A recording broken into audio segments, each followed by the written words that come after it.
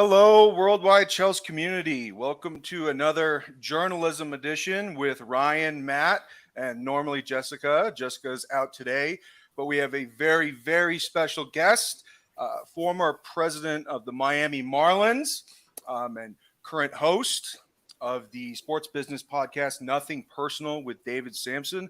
We have David Samson. How are you, David? Good. How are you? Happy to be here.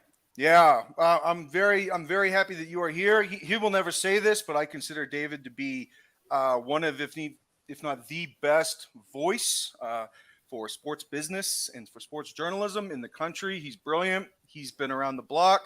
You know, he was heavily involved with the MLB and the Miami Marlins, and now he works with CBS Sports, and he has a great podcast with Matt Coca. Nothing Personal with David Samson. So we're very, very lucky to have him. Matty, how are you, buddy? Yeah, I'm all good. This is a fantastic pod to be on, and I can't wait to get into it.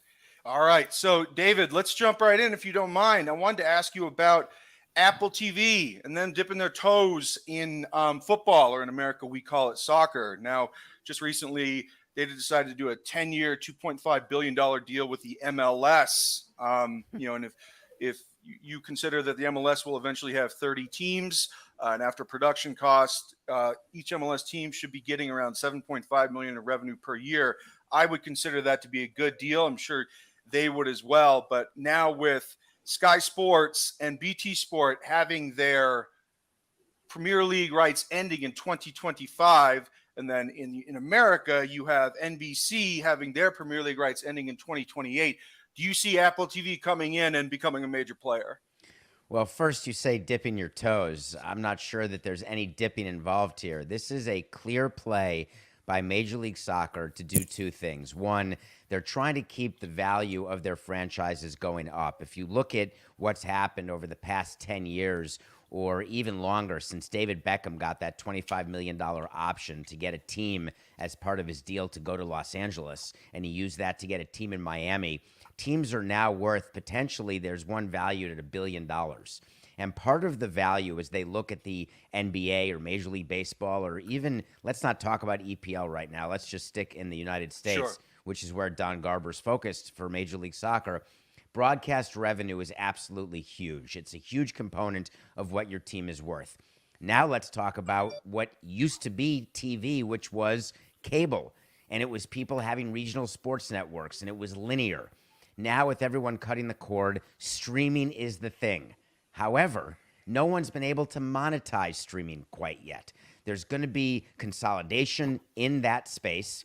So what leagues are doing is they're figuring out how to start slowly, and this is the big sports like baseball and football with their Thursday night package, I mean the NFL. Yeah. But Major League Soccer, as they're trying to catch up to the big three in the U.S., they had to go all in and all in right now.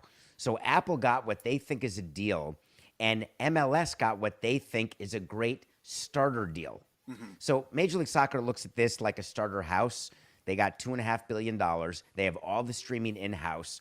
But they know going forward, their next deal, that's where the huge increase is going to be, because the league will be more mature and the industry, the space of streaming, will be more mature. This is a classic example of a great deal for both sides. Yeah. Now, speaking more along the lines of Premier League, both in the UK and in America, do you think Apple is just going to do the same thing? They're going to go all in? Well, listen, when you look at their market cap and you figure what their strategy is, you have to know that the NBA, their broadcast deals are coming up, and there's going to be a streaming component. Major League Baseball now has a streaming component. They view Apple, even Netflix, Amazon, all of these are now competitors with the normal ESPNs, TNTs, Foxes, CBSs, and NBCs. So this is great news for leagues. It's great news for the valuation of your teams. It's great news for revenue. And Apple can't stop with Major League Soccer. They can't stop with doing a quick package with Major League Baseball. At some point, if they're going to be a player in sports, live sports, and streaming, you've got to go with one of the other big sports. And I think that's what they're going to do. So I think this is just the beginning for Apple. Fair enough. What do you got, Matt? Well, let's get into, obviously, some more Chelsea stuff. Obviously, it's no surprise. Todd Boehly has been, so far, 8-9 months in the job as the owner of Chelsea Football Club. And obviously, with you being part of the Miami Marlins previously, you've had a lot of dealings on the other side with Todd Boehly. What do you make of his ownership so far of Chelsea Football Club? Has it been a success for you, or do you think he's made some mistakes, learnt on the job, and he's moving forward? Well, he's doing something that I love, which is he's taking ownership of his plan. And you can criticize Jerry Jones all you want, the owner of the Dallas Cowboys, by naming himself the GM, but at least he's not a meddling owner. He's actually calling himself what he is. Todd Boehly came over and said, here's my plan. I'm going to emulate the Atlanta Braves. The Atlanta Braves are a baseball team who signed all their young players to long-term contracts. It gave them cost certainty, and they're hopeful that their scouts, their baseball people, were able to identify these young players, some of whom will be good going forward, some of whom will go away because they won't be good enough, but overall you will have made the right moves. And that's what Todd Boehly's doing. And it's pretty successful and interesting, but not every one of these players who he's signed and through the window and these long 8-year deals, they're not all going to pan out, but he didn't expect them to. So if I'm a Chelsea fan, I'm happy that Todd Boehly is spending money. I recognize that the rules are going to change, that will have an impact. It'll level the playing field in terms of what Boehly's trying to do now and by being a separator, by spending all this money and going out over all these years. But at the end of the day, you know what he'll be measured by, and that's by cups and trophies and winning. So that we'll see. Go ahead, Matt. No, you go on. Go on. Okay. All right, David, I'm going to transition into something that is just dominated the news cycle in our sport, association football, for the past 4 days. People have used words like unprecedented, paradigm shifting, and I kind of have to agree. So Manchester City this year, in 2022, so last year, they registered $776 million in revenue in U.S. dollars. Number one, and people really raised their eyebrow and their ears perked up when they saw that, because Manchester City is not the most popular team in the world. They do not have historical business dealings with people or sponsorships. They do not have a historical footprint on the game. Okay, they're a recent player. They're nouveau riche, and they have just been hit with some pretty substantial allegations. It has been said that they have broken over 115 financial fair play rules between 2009 and 2018. Essentially, FFP is over a 3-year period. You have to prove that you didn't spend more than you earned. I mean, it's probably more complicated than that, but that's kind of the nitty gritty. And the main things that they've been guilty of: number one, accused of not disclosing contractual payment to players, presumably hiding true costs of building one of the world's best team. Number two, did not disclose financial remunerations that were paid to Roberto Mancini over a 4-year period, suggesting that he was actually being paid by 2 teams and not just one.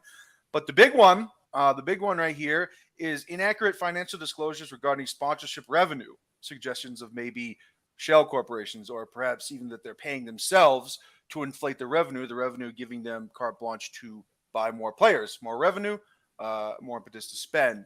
And then throughout this whole thing, they've been guilty of not cooperating with the Premier League during the investigation. So those are some pretty serious allegations. What do you think about all this from a sports business perspective? Because you're so into these types of things. So let's talk about one thing, and let's mention the Miami Heat. Sounds crazy. Why would I be talking about them? They're owned by someone named Mickey Arison. Mickey Arison is also the principal owner, it's a public company, but of Carnival Cruise Lines. Gotcha. When you go around FTX Arena, no, it's not called that anymore, American Airlines Arena. Oh, no, it's not that anymore. I don't know what it's called. Whatever it's called, you see Carnival signage everywhere. So is he paying himself?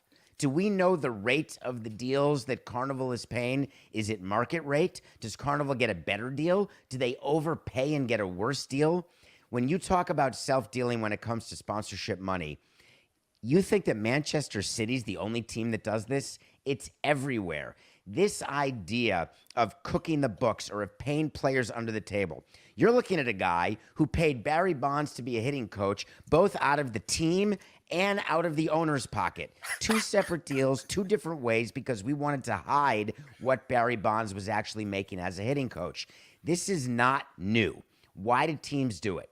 They feel as though that playing under the rules of the financial fair play rules, they cannot be competitive enough because they don't have the intelligence to build the best team or to be the best team. Therefore, you have to sign more, have more revenue so you can have more expenses. It's not like the owners of Man City have a money issue. They don't care if they're losing hundreds of millions of dollars, but it's crushing to the other competitors on the table.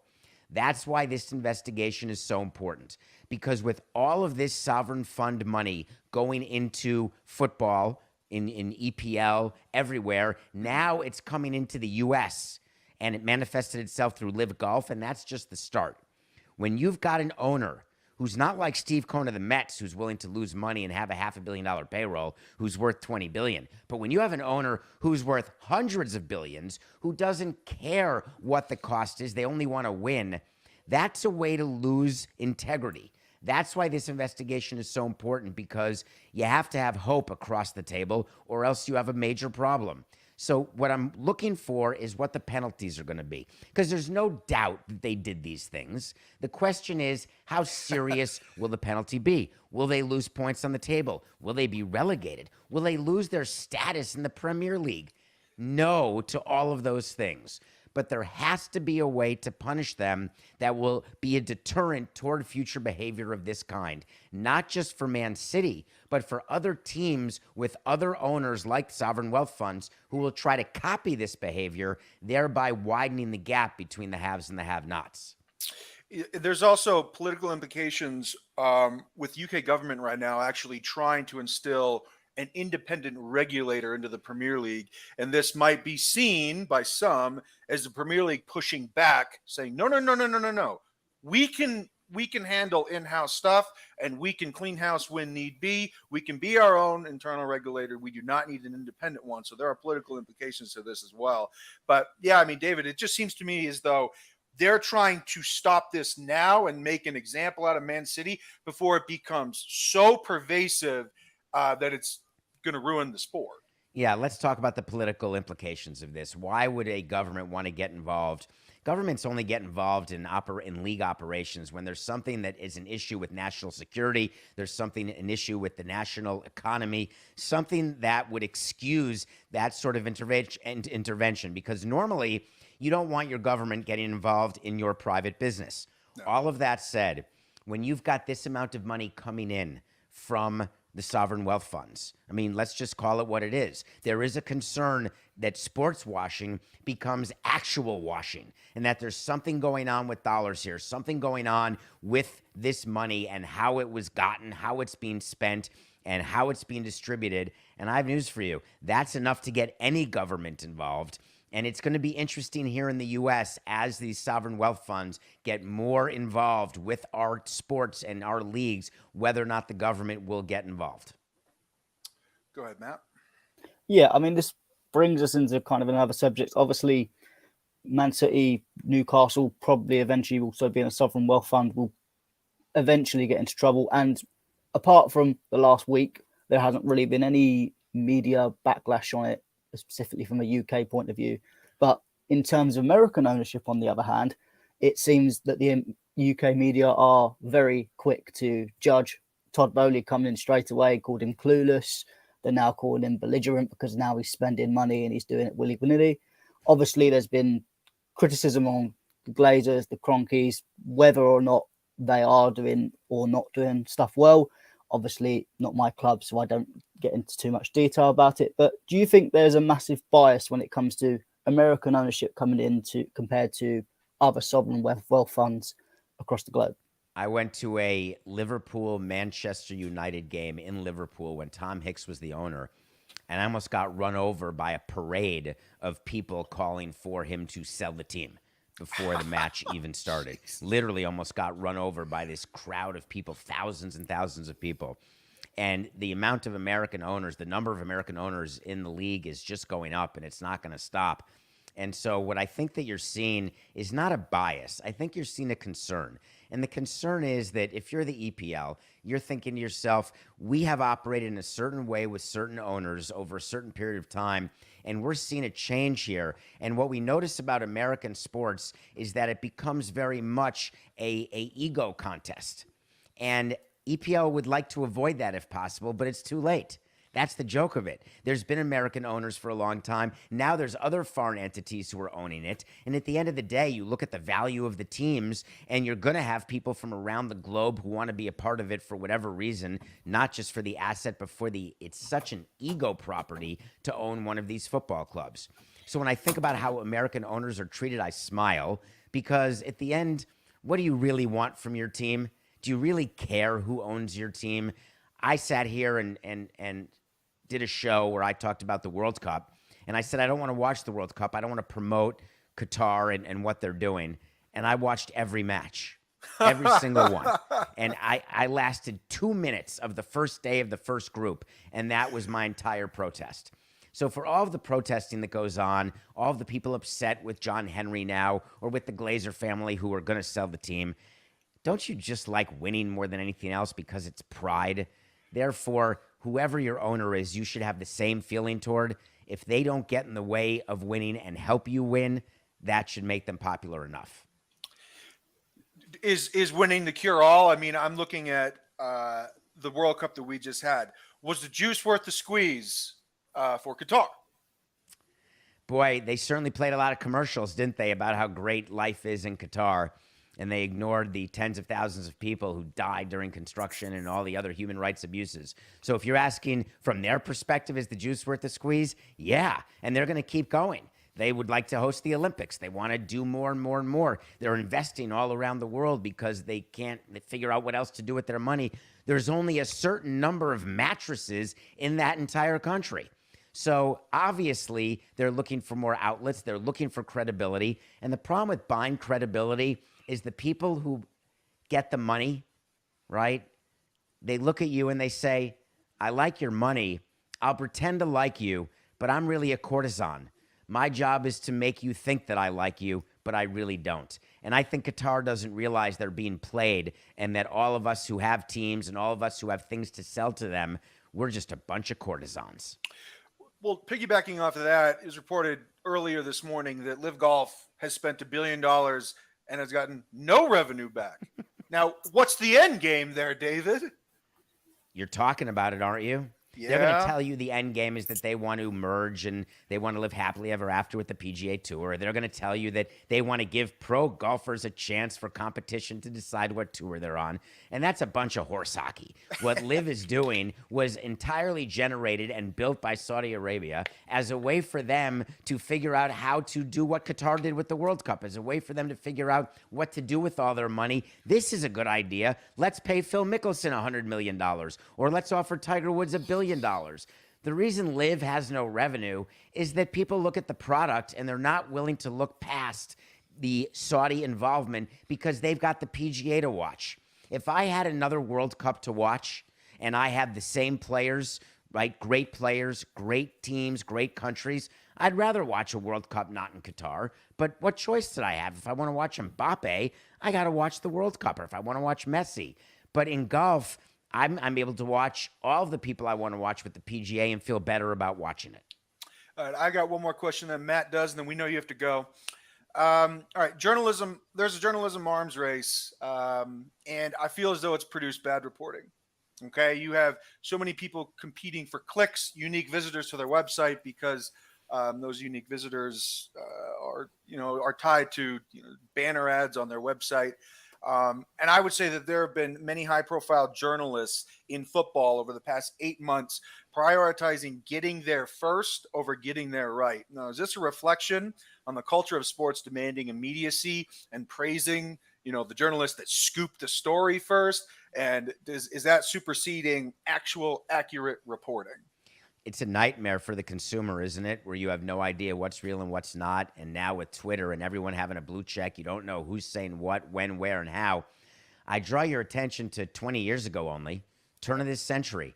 The way it would work is you'd go into an editorial room, you'd have a meeting at 3 o'clock, you talk about what you're doing for the next day, what you're working on, what your articles are, and the editors would look at it and say, all right, we need a little more. We have a print deadline of 8 p.m., 10 p.m. Maybe we'll give you till midnight. And if we don't have it and we don't have it correctly sourced, we'll hold it for the next day. No problem. That's gone away in only 2 decades, where now those same meetings are, wait, you have something? All right, go now, Twitter. because then you get credit. Then you're first. And if they have to change it in the print edition, no one cares. No one's reading it. If they have to amend online, how many articles do you read where it says edited or changed or article added to at 3:53 p.m. and you don't pay attention to that? You just read it whenever you read it, and you don't go back to read it a second time because you're not sure what's right and what's wrong. So it's not a matter where people are deciding that they want to be wrong. People just can't afford to wait. And in an industry where you're paid by view, by click, by download, by eyeball, you're not paid to be right. That's what stinks about it. I'd rather we were in a system where people got paid money by advertisers and customers for actually reporting correctly and waiting the extra minute until they had the information. But that's not how it works. You get paid for being first. And as long as there's an old saying, salespeople sell what they're commissioned to sell. And guess what? You are right now, if you're in the media or you're anywhere on Twitter or in journalism, period, and I'm not impugning every journalist, come on, but I am saying that you're paid to be right. You're not paid to be right. You're paid to be first. I'm going to try to be first. Yeah, so my final question to you, obviously, before you do go, there are some Chelsea fans that are still with Todd Boehly. They're still, is he a good owner? Is he not? Can I trust him with my club? There are some that are just completely against him because he's American. That's fine. Then people can just sit in their own echo chambers and do what they want. But for the people that are unsure, what is your advice to them in terms of, can they trust Todd Boehly with this football club long term? Well, do you have a time machine that I don't know about? Can you somehow be Nostradamus and tell me how the club is going to do in its matches on the field after 4 years, 5 years? I think that any new owner, you have to give 5 years to figure out if their plan's good. When Steve Cohen bought the Mets, he said we'll get a World Series in 3 to 5 years. He's about to start year 3 here next month. With Todd Boehly, it's clear what he wants. But I have a side question that I'd like you to think about for a moment, which is any fan base ever satisfied? At the end of the day, there's way more losers than winners. At a very minimum, every weekend, there's 50% losers and 50% winners, ignoring ties. But at the end of the season, doesn't everybody look back and judge only on what happened that year? And then 2 days later, you're already focused on the next year? So if you're an owner of a team and you have a World Series parade and the article the next day is, well, what are you doing to win it again? At that point, you can never win, so you have to stop trying to fight that fight. So Todd Boehly, we're going to find out over the next few years how thick his skin is and whether or not he can handle the pressure of being the front man, because with the Dodgers, he was not the front man. Now there is no line of defense between him and criticism, and some owners can't handle that at all. So it's going to be interesting to see how he handles being the star, how he handles being under scrutiny, and whether or not he's got the right people in place to win. And then once they win, can they sustain winning? And even if they can, will that make people like you and all of the great fans and supporters of Chelsea happy? And for that, that's a big wait to see. That is a big wait to see, David. Yeah. That is a big wait to see. Go ahead, Matt. Final one, and then he's got to go. Yeah, I was going to say, well, all of us can be negative at times. All of us are fickle. 1 minute we're believing in something, next minute we're not. Football is such a short-term sport. But you're exactly right in what you said. It's interesting to say it like that because I think most people just are one way or another, but really we're all just fickle in the middle, really. Carly, so you can finish. I find it funny. I used to be a fan. One of the worst results of my 18-year career in sports is that I'm not a fan of sports anymore. And I used to love it so much. I used to love the emotionality and the fickleness of being a fan and being angry when your team loses and being jubilant when your team wins. And when you run a team, you have to be unemotional because you have to leave the emotion to the fans. There's an expression that I was taught from my first GM ever, Jim Beattie. And he said, if you listen to the fans, you will soon be amongst them. And what he meant is if you do what they want, you're going to get fired. So you better do what you think is right. And then you're likely still to get fired. And so we laugh about that. But I miss the emotion of wins and losses. And it's one of the things I do miss about not being in sports anymore, though I love what I'm doing with Nothing Personal. But that said, the competition of everyday winning and losing, that's addictive.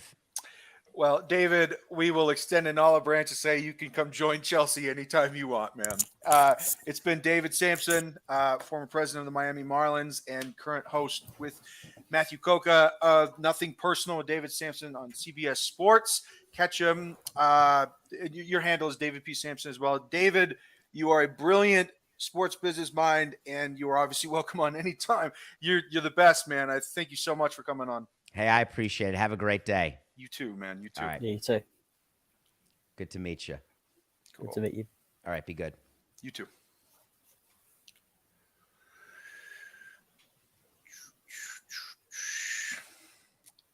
So, how was that, Matthew?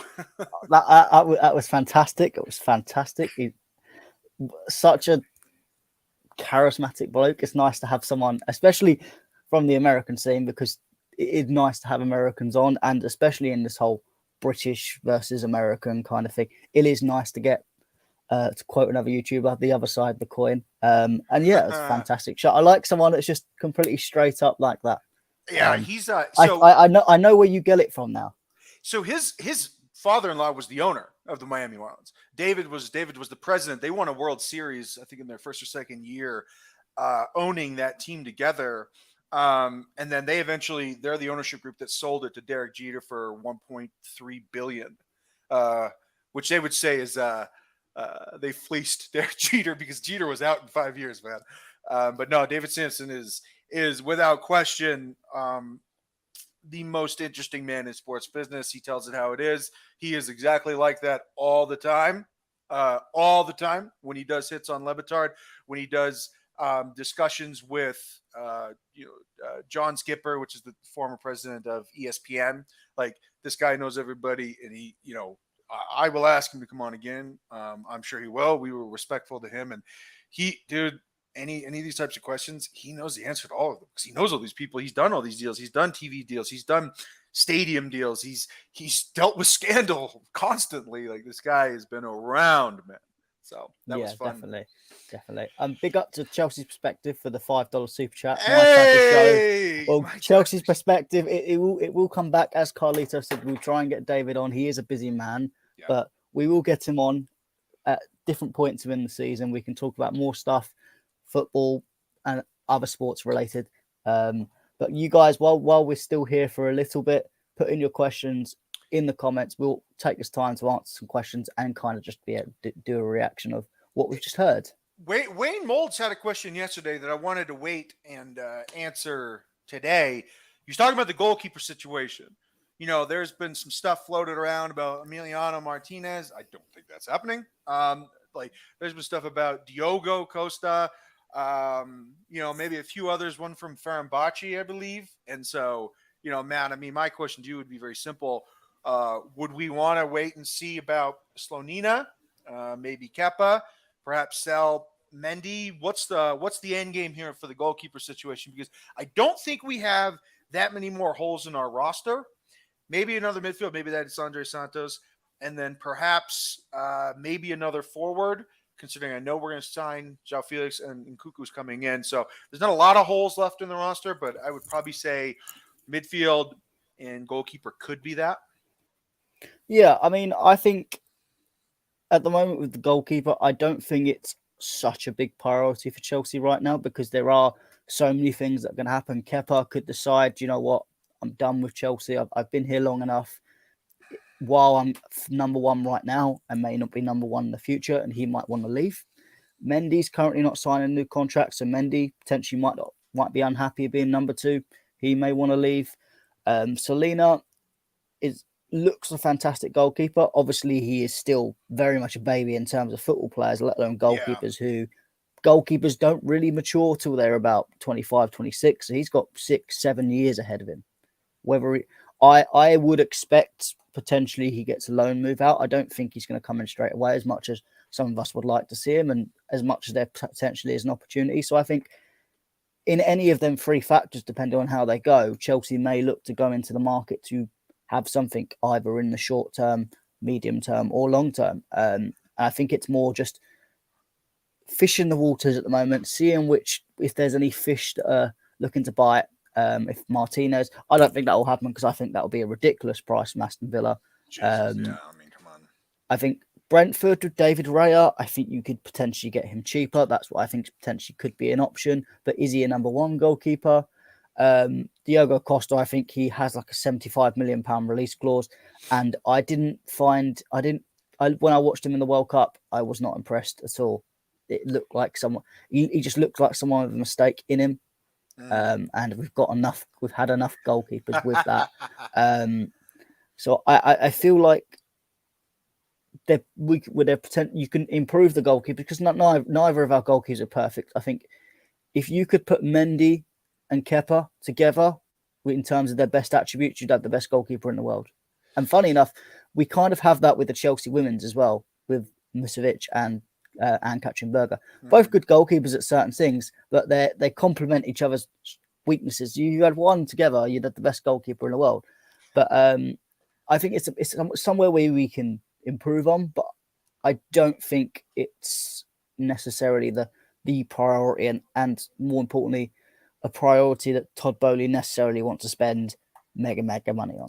Yeah, I don't either. And I honestly just, if I'm making a self-assessment, I don't want to spend a lot on a goalkeeper again because call me a little short-sighted or nearsighted. I don't think it's that important of a position. I just don't. Not in comparison to a field player. Unless it is the best of the best goalkeeper right now and he's available and you can get him, that's the only the best. I'm only going to spend the best of the best big bucks. I'd rather get a goalkeeper that maybe is not known because there are many goalkeepers that are not necessarily known. I mean, you've got the guy from Dynamo Kiev, the Croatian Livkovic, looked a very good goalkeeper. No one knows about him, but goalkeepers you can pick up from smaller clubs, and sometimes they're the best goalkeepers because they are the ones that are continuously tested. And that's when you find when you're continuously tested and put under the ref, that's when you find out who's got mistakes in them, who hasn't.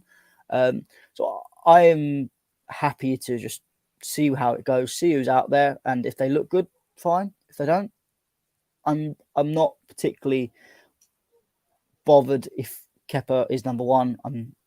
Mendy, I think there is a goalkeeper in there. We haven't seen it for a long time now.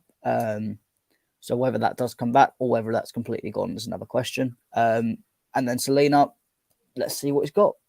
This one, play him in a couple of games and then see what happens. Sure enough. Thanks for the tip there, buddy. What's going on with sanctions with Man City? Look, if you guys don't watch Talk Sports, just Talk Sport with Simon Jordan. I know he's not everybody's cup of tea, but I think Simon Jordan rules. Simon Jordan is one of my favorites just because unbelievable. He will like kind of like David Samson. He'll say whatever's on his mind. He's not gonna give you a half-assed answer.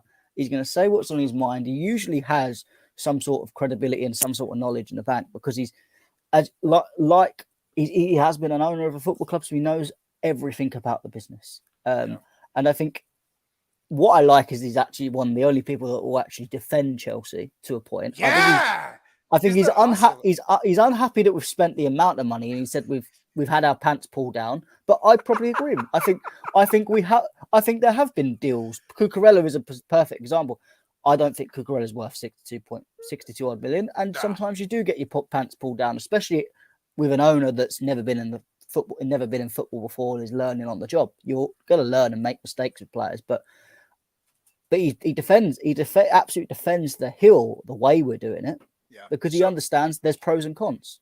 So I want to say this one thing about Man City: 150 allegations is a lot, and something that I had, my buddy Paul, who I used to do this podcast with, we've been watching this Man City story for 4 years. We had both known these guys have been falsifying revenue, whether you want to call it shell corporations, which is like a plot device from like a 70s movie with criminal conspiracies, whether it's shell corporations, whether it's them just paying themselves. And David says this happens all the time, but Man City's been doing it so brazenly. Like, dude, they made almost 800 million in revenue. Dog, we don't believe you. You need more people.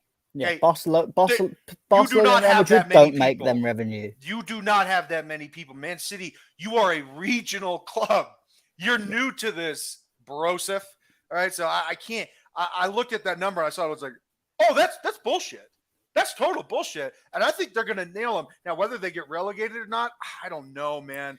I don't know. That'd be such a risk for the Premier League, but it would also make them look like they can regulate themselves. I think the problem is as well, and this is something people are not really talking about. Obviously, the Premier League and the EFL, which is Championship League One, League Two, are two completely different entities in a way. They're in the same pyramid and overseen by the FA, but they're completely different. So the Premier League can go, yeah, we're going to relegate Manchester City.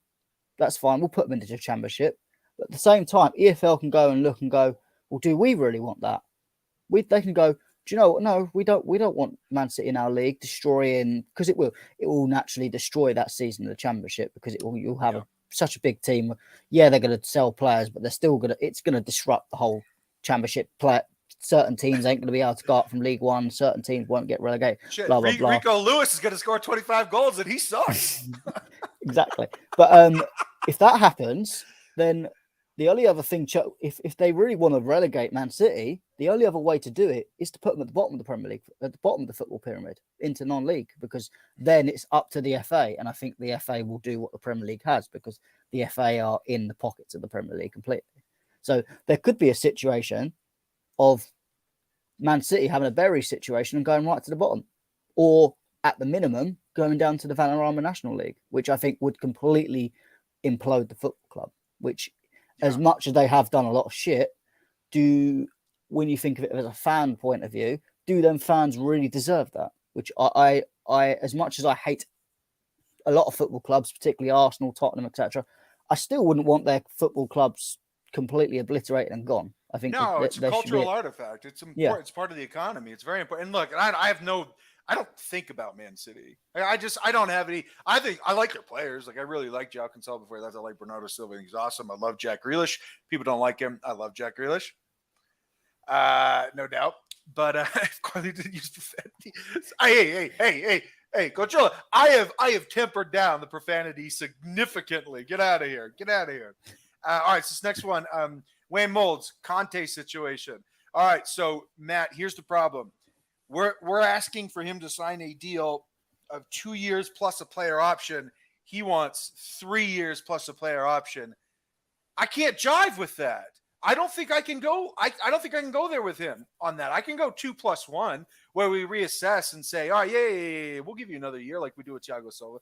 But Conte, he's going to want the money, and on top of it, as much as he's been a wonderful servant for the club, he is unreliable. And ability and availability are synonymous, because availability is an ability. You got to be able to play the games.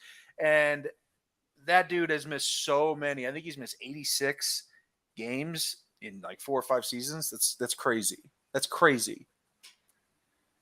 Yeah, I mean, it's one of the tough ones, because at the same time, do you really want to lose him for free? I think most people would not particularly want to do that. And I think even though he does have these injuries, I think he still has a role to play for the club, because when he's out of the team and when he's not in the team, there is that kind of little gap. Obviously, we have players now that potentially are filling them gaps a little bit, so we don't know what happens. But I think I'd like to see Kante in the squad, but not the key must-have role that he has had this time.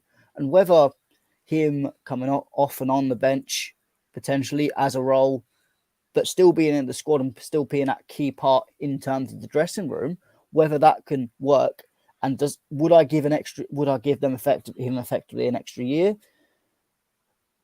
I don't think he'll last 3 years. That's my problem.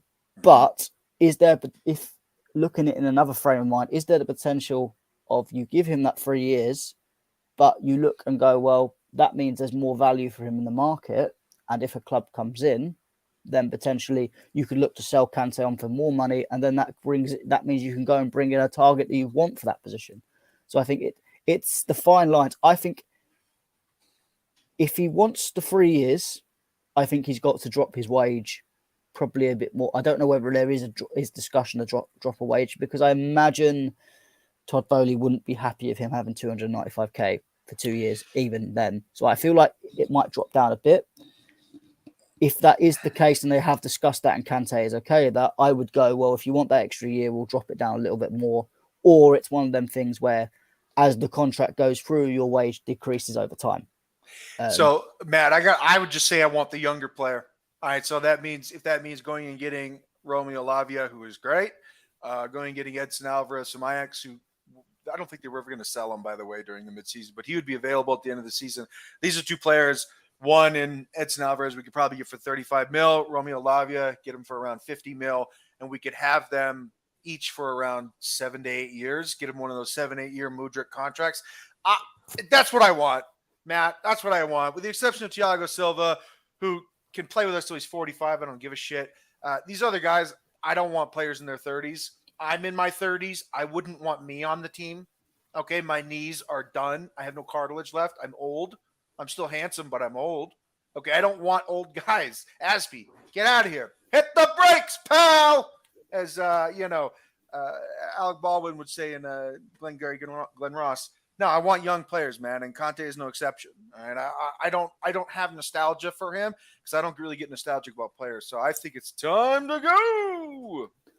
Yeah, I mean, I think it's one of the ones that it's tough to. I don't actually believe so much the story that's come out. I think, yes, that is true. That was true 4 or 5 months ago, but it seems like just a very much rehashed story because there isn't any news on the Kante contract. So I feel like media are just putting out the same old stories written a little bit differently to just keep the news going, saying we haven't had any more news. This was what the current situation was 5 months ago, and it's still the current situation now, which could be that still. It could be that negotiations have just stalled and not gone anywhere, or behind the scenes, Todd Boehly and that could be just doing the contracts now in quiet behind the scenes, which is sometimes what Chelsea do and Chelsea do best. Obviously, it has been a January window where we've been looking at transfer signings, so obviously contract talks with everyone, whether it is the person who I'm not going to speak about because it just creates hate from both sides, or Kante or other people. They're not going to be talked about in January because you're focusing on transfer deals. So now it's February, transfer deals are done till the summer.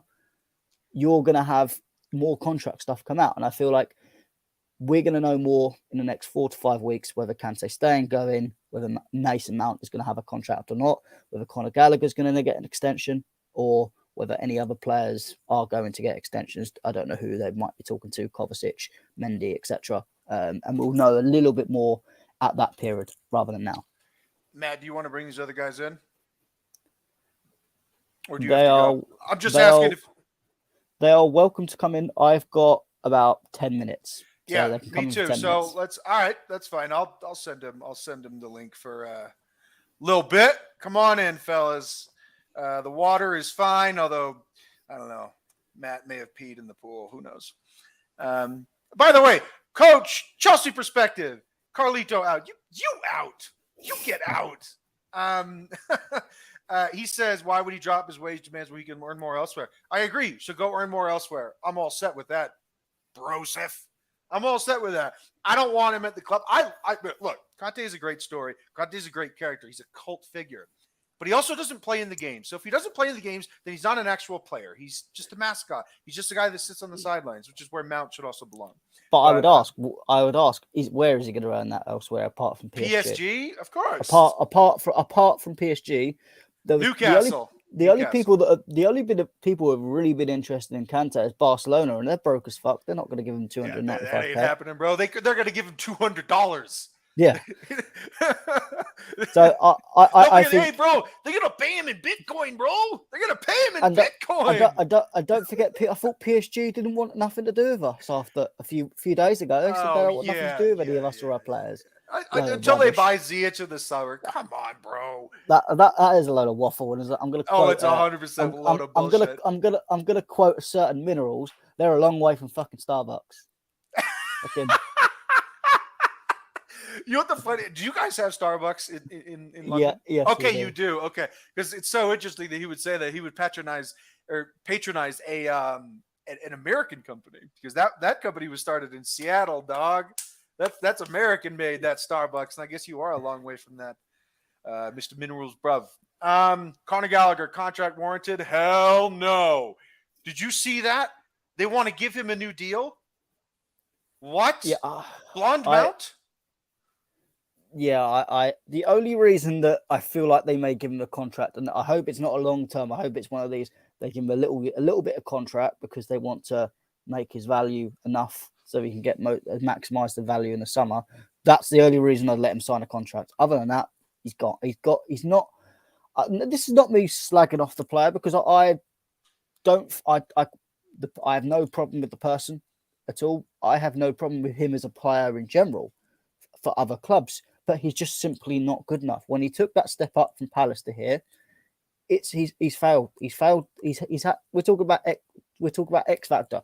He's gone on the audition and he's failed the audition. He's failed. He's fallen at the first step. He's not made it to the live shows or whatever. So I don't think that's a problem. It's not a problem that he's done that. It's just that it is what it is. It's the cool part of the game. And if he goes to Palace or whoever and wants to play football and plays football well there, that's fine. I have no problem with that. Off you go.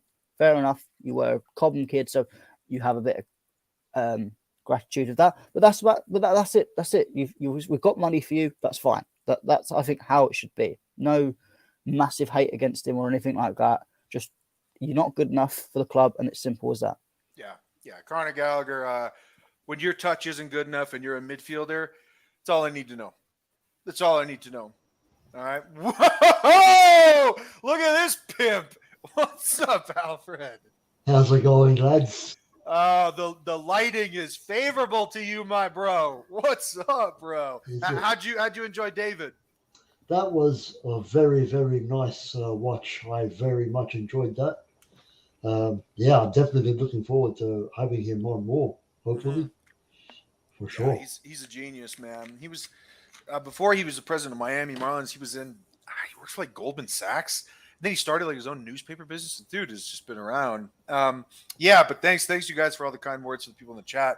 We love David, and we'll definitely be having him on more. So talk to me, Alfred. What do you think about all this? What's going on in your Chelsea brain?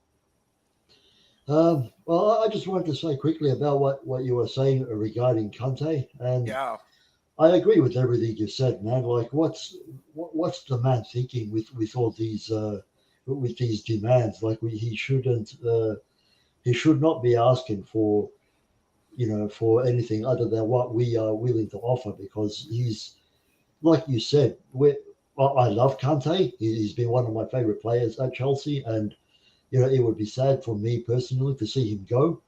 But the thing is, like you said, Carlito, where's he been recently? We can't have a player that we haven't been able to rely on anymore. We're trying to get rid of that sort of thing. That's the stage where we are at. So, yeah, it'll be interesting to see what happens there. Hey, I want to ask the whole panel, you and Matt, Jamie Carragher and Gary Neville and all these guys, everybody but Simon Jordan, I'll just say that, have said, first, Chelsea is reckless. Second, Chelsea is arrogant. And third, Chelsea is scattershot. That is the new buzzword for our transfer dealings, scattershot. Now, pardon me, Matthew and Alfred, but if you are assessing your team and you say, I need a new holding midfielder that can distribute the ball from the center backs to the wings and forwards, and if you need that player and you go out and buy that player because that is a need, how is that scattershot? If you say, I need a new attacking midfielder, so you go out and you get João Felix and you get Christopher Nkunku, how is that being scattershot if you are simply addressing a need? If I say I need to go out and I need to get Malo Gusto because Reece James, although he's the best right back in the world, he is injury prone, and we need to get a guy that's almost as good as him to deputize him, and well, he will definitely play because we play 60-plus games a year. Malo Gusto is going to play. How is going out and buying him scattershot and not just addressing a need? I need help understanding how because it's Chelsea, it's scattershot, but where if it was anybody else, it would be, oh, they have a laundry list of needs and they're just fulfilling the needs. Can I answer that quite easily now? It's because it's not Declan Rice that you've bought in defensive midfield. It's not Jack Grealish or someone like that. English. It's got to be English. Otherwise, we'll slag them off because they're foreign. We won't say it's because they're foreign, because the whole media is massive bias against English. Apart from Simon Jordan, who always is been defending Chelsea to the grave at the moment. It's great to see. I mean, there's a new one. He was complaining to the Times about. It was they was calling Todd Boehly belligerent after all the transfer dealings, and it was kind of like, well, you've gone from clueless to belligerent. That doesn't really make sense. But he was asking, why belligerent? Why not ambitious? Because they're basically similar, but one is a positive way of spinning it and one is a negative way of spinning it. He's constantly spinning it with a negative narrative because Todd Boehly is what they call an American. And they don't like Americans at the moment. They've never liked Americans. What do you think? Man, I could not be more happy with how Todd Boehly is doing things. He is doing things far beyond what I actually expected. I was not expecting anywhere near this this kind of investment?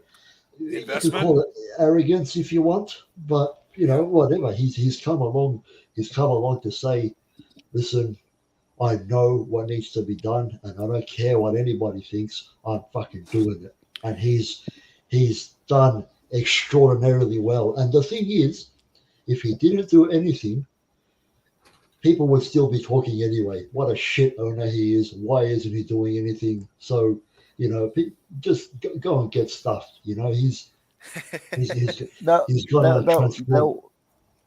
They'll always find a way of spinning it. Yeah, exactly. Yeah. I mean, and you had Sky Sports before Boehly officially took over, and they're saying, Chelsea fans, don't get used to Roman spending. It's not going to be like this. You're right. It wasn't like it. It was way more. Craig Hogan, I know who this guy is. Him and Paul Hogan. Paul Hogan's one of my best friends. He's saying Enzo and Andre Santos. Fellas, so Andre Santos is done with his he's done with his U20 obligation to Brazil at the end of the week, and they're tipped to win this. He scored a goal in every game. He's been awesome. I've watched the games. I've looked at the highlights, and just the noise coming out of the Santos camp and from Chelsea is that this may have been the best player that we have bought. When it's all said and done and the dust settles and his career is over, we may have bought the best player in him. So there's a 99.999% chance that we're bringing him into the fold, and his right after he's done with Brazil, and that his visa thing will be solved. And I'm sure Chelsea will do everything they can to make sure that it is solved. But when he comes in, I mean, call me ambitious, call me reckless, okay? Call me brash, but I kind of want to put him in the middle with Enzo. Yeah, I mean, the one thing I would say, I do think when I've watched not just Andre Santos, but some of the players in general, because the schedule that they're playing in terms of the game this quick, this fast, I feel like Santos, while we did score last game, did look a bit leggy. And obviously still got 2 more games to play in a very short period of time. I would give him maybe a little bit of especially if Brazil go on to win it or whatever, I would probably give him a little bit of time just to get into training, rebuild that match fitness, and then get him in. I wouldn't necessarily, as soon as he comes back on the plane on Sunday, Monday, whatever, start him next week. Sorry, I didn't mean to speak that hastily. No. I meant, when he's back and he's up to fitness, I'd like to see it. Oh, yeah, I'd like to see him in the squad. Just like you got Chukwuemeka, I'd like to see him in the squad. I'd like to play more. Obviously, they are still very much babies in terms of footballers. So there is that aspect of you don't want to just throw them into the deep end straight away and constantly every minute of every game. You got to play them in and out, in and out, in and out. Obviously, with the midfield, it's harder because we don't have good midfielders at all at the moment. So if Andre Santos is good, you've kind of got to keep him there. But when you've got Enzo, you've got Zakaria, you eventually might have Kante coming back, Kovacic. there is that opportunity to give Andre Santos some time. Maybe in the next game, get him come on, and just feed him into the slot. Let him learn his role, and then when he's ready, which I think he is getting ready, and I think he is very good. Once he's got up to the speed of the Premier League, I think he's going to be fire alongside Enzo, alongside if he plays next to Zakaria as well, if Zakaria stays. And I think this could be the signing that everyone goes, whoa, we only spent 10 million on this guy. So let's do final thoughts, and then I know Matt's got to go. I got to go. Alfred, thank you again for hopping on. But no worries, man. We'll start with you, Alfred. Final thoughts. What do you got, man? Man, I just wanted to say quickly about Santos. You know, they were saying, a lot of people are saying, you know, oh, it's only under 21s. You know, don't read too much into it. But also, I think it's important. Don't disregard it either, right? Because he is still showing tremendous ability. So, you know, you can't just disregard that ability that you see just because it's under 21s. You know, so we got a very exciting player to come in, and I can't wait to see this whole team start to gel. And oh man, we're gonna cook. I got a good feeling again. I'm just so incredibly excited and thankful for what Todd Boehly has done. Yeah. Perfect. Yeah, I mean, I will give some people some advice, because obviously I had watched the Fulham game, but I had some issues that night, so obviously wasn't on the review and couldn't really give my opinion on it all. And it has kicked off backlash after backlash after backlash on different things. My advice to people: yes, we've got all these players. We have got a lot of players in, which normally means there is a little bit of gel in time that has to happen. Some players will come in and look very good. Some players will take time to gel. Some players that have been here before will take time to get used to these new players. A wise man in the name of Pep Guardiola said a couple of years ago, when Man City was signing a few players, when you sign 2 or 3 players, that's fine. You have the same system. It's just you're adding and improving a team. When you're signing 3, 4, 5, 6 players into a first team, that's when you're changing the philosophy, and therefore it needs time to breed in. So we need to stop going, oh, we drew 0-0 with Fulham. What a disaster. Let's just get Graham Potter out now all of a sudden. No, this season is dead and buried apart from the Champions League, in my opinion. I do not want Conference League, Europa League, and I don't think we're going to get to top 4, if I'm honest. I'd like to think we would, but I just don't think we have these players. Some of these players have the mentality to do that, and that's why we're bringing in mentality coaches.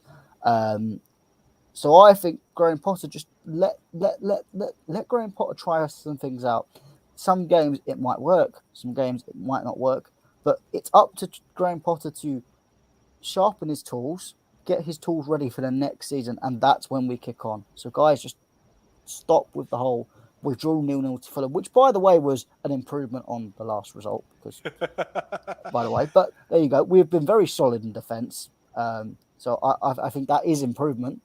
But people just want to look at the negatives, and this is coming from me, Mr. Negative over here. Yeah. Look at the positives, baby steps, and watch it grow. Watch it grow. Mm. You don't look at a sunflower when you pull it into the thing and go, oh, it's only been a day and there's no sunflower. I'm just going to give up on it. I'm not going to water it anymore. No, you keep watering it, and it grows into a sprout, and then eventually, by the summer, it's a sunflower. We just got to wait for that sunflower to grow. Yeah, I think a lot of it's just overshadowed by the fact that we're so far behind top 4, and we need wins. So that's what everybody wants at the moment. So it's, you know, it's very difficult right now for many, I'm sure, to you know, look at the, you know, consider baby steps and things, considering where we're at, because it's not like, it doesn't feel to me like the last couple of seasons in our top 4 fight, right? In the last couple of seasons, every team thereabouts with us were dropping points heaps of times, and it was just like they were saying, here you go, Chelsea, finish in the top 4 above us, you know. But now all the teams that are there are actually doing very well. I mean, look, it's we're 10 points behind. I'd rather be Chelsea like we are now and being a bit more settled to defence and just not scoring as much than Liverpool, who is just shedding in 3-4 goals a game at the moment to relegation they're sides. getting worse. They're getting worse. It's unbelievable. Wow. Yeah. So, well, to quote Pep Guardiola, if Manchester City fans don't like it, all 6 of them, well, then I will fight them. yeah. All right. So this has been a WorldWideChels stream. The Matt, Ryan, and normally Jessica show for journalism. We like to do it, every couple of weeks. And just a heads up to everybody that's listening, merch store, website within the week. A lot of cool designs. Paul Hogan, one of my really good buddies, has actually been working on all the designs, and he is a very handsome man with good taste and a hot girlfriend. So he knows what's cool and what's not. Can't wait. Yeah, buddy. And so we'll keep you updated on that, but it's imminent and it is coming. And here we go, as the man says. So, all right, guys. Yeah. See ya. And it's been a great stream. Thank you for tuning in. Goodbye. Peace all.